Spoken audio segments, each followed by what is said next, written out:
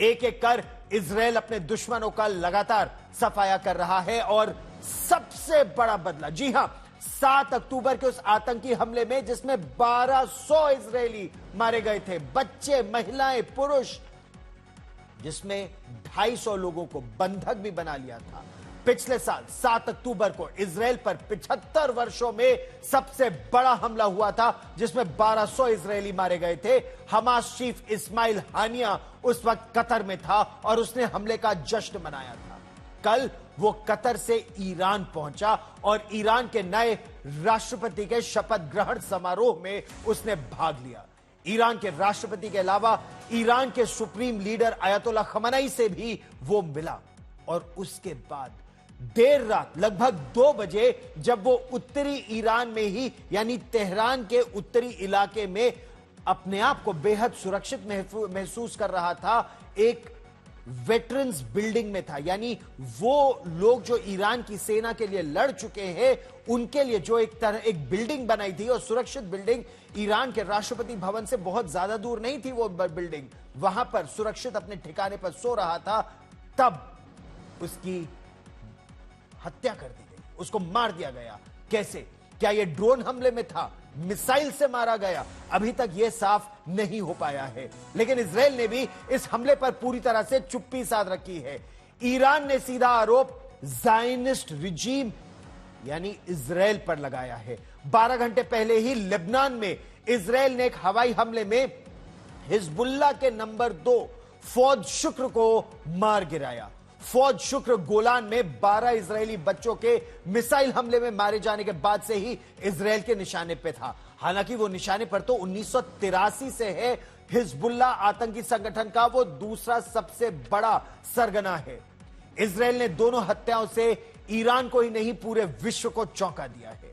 जवाब में उसके सुप्रीम लीडर ने जहां सबसे बड़ी सैन्य बैठक कर इजराइल से बदला लेने की कसम खाई, वहीं इजराइल के प्रधानमंत्री बेंजामिन नेतन्याहू सुरक्षा को लेकर एक बड़ी बैठक इस समय कर रहे हैं। लेकिन इजराइल ने औपचारिक तौर पर यह माना नहीं है कि इस्माइल हानिये को मारने में उसकी भूमिका है।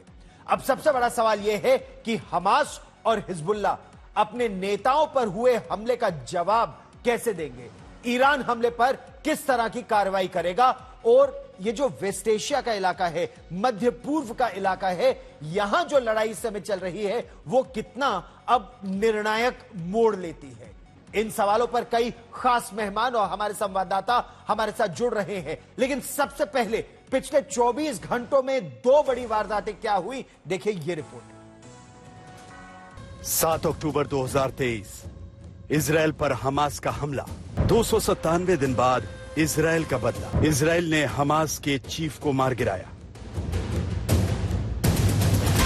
इजराइल ने घर में घुसकर हानिया को मार गिराया। यह मंगलवार की तस्वीर है जब आतंकी संगठन हमास के मुखिया इस्माइल हानिया तेहरान में ईरान के सुप्रीम नेताओं के साथ मुलाकात कर रहे थे।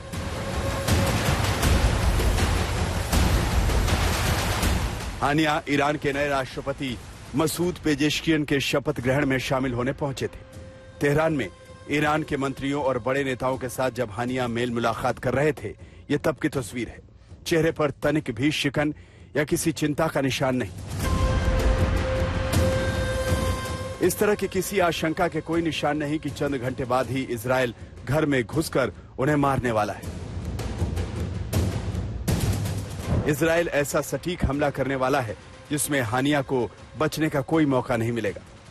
हमास की तरफ से जारी बयान के मुताबिक तेहरान में अपने घर पर हुए इजरायली हमले में हानिया मारा गया। मंगलवार को ईरान के नए राष्ट्रपति मसूद पेजेश्कियन के शपथ ग्रहण समारोह में शामिल होने के बाद हानिया मारा गया। 7 अक्टूबर को हमास ने इजराइल में सीरियल हमला कर दुनिया को चौंका दिया। हमास के इस आतंकी हमले में 1200 से ज्यादा लोग मारे गए। इस हमले का बदला लेने के लिए इजराइल ने फिलिस्तीन पर हमला बोलकर हमास और हिजबुल्लाह के कई कमांडरों को ढेर कर दिया था।